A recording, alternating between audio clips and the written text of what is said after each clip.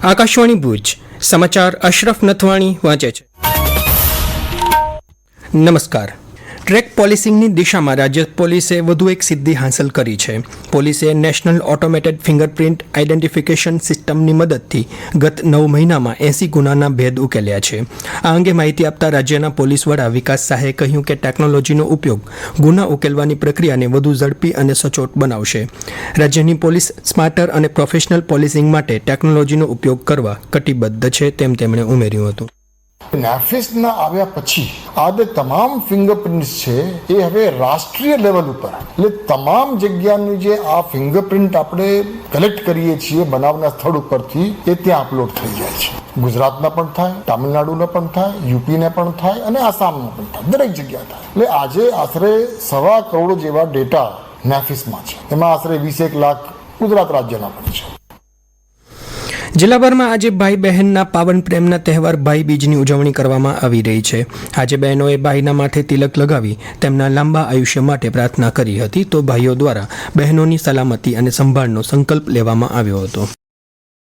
પ્રધાનમંત્રી નરેન્દ્ર મોદી આ મહિનાની 26 તારીખે આકાશવાણી પરથી પ્રસારિત થનારા મન કી બાત કાર્યક્રમમાં દેશ વિદેશના લોકો સમક્ષ પોતાના વિચારો રજૂ કરશે. માસિક રેડિયો કાર્યક્રમની આ 127મી કડી હશે. આ માટે લોકો પોતાના મંતવ્યો ટોલ ફ્રી નંબર 1800117800 પર તેમજ નરેન્દ્ર મોદી એપ્લિકેશન અને માય જીઓવી ઓપન ફોરમના માધ્યમથી ઓનલાઈન મોકલી શકે છે. આ મહિનાની 24 તારીખ સુધી આ મંતવ્ય મોકલી શકાશે. અંજાર તાલુકાના દુધઈ ધોરીમાર્ગ પર આજે સવારે ભુજ તરફ જઈ રહેલી એક કારમાં અચાનક આગ લાગી હતી. કારમાં સવાર પરિવારે સમય સૂચકતા વાપરી કારમાંથી બહાર નીકળી જતા તેમનો આબાદ બચાવ થયો હતો. જો કે આગને કારણે કાર સંપૂર્ણપણે બળીને ખાખ થઈ ગઈ હતી. કારમાં લાગેલ સીએનજી કિટમાંથી સતત ગેસ લીક થતો હોવાથી આગ વધુ પ્રસરી હતી. ભચાઉ ફાયર વિભાગે 2 કલાક સુધી પાણીનો મારો ચલાવીને આગ પર સંપૂર્ણપણે કાબૂ મેળવ્યો હતો.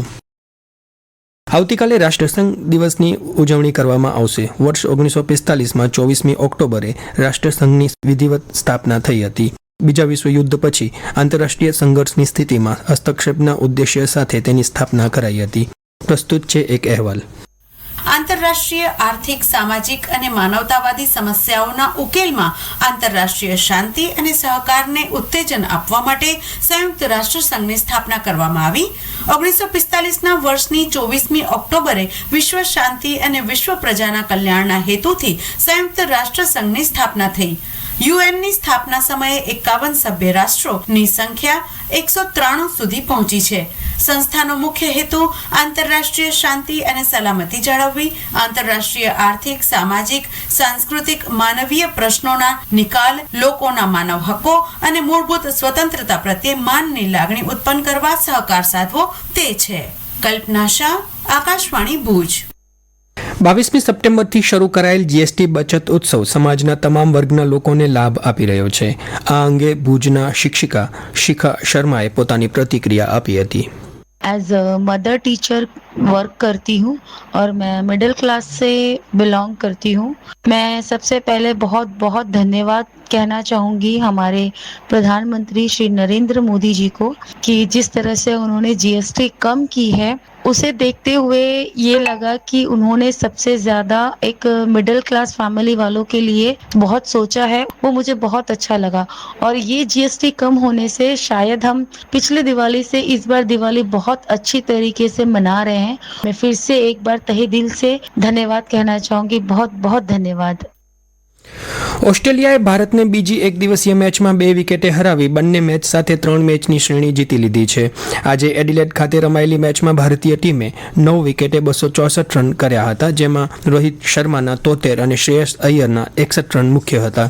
જવાબમાં ઓસ્ટ્રેલિયાની ટીમે 8 વિકેટના ભોગે 265 રન કરી મેચ સાથે શ્રેણી 2-0 સાથે જીતી લીધી છે.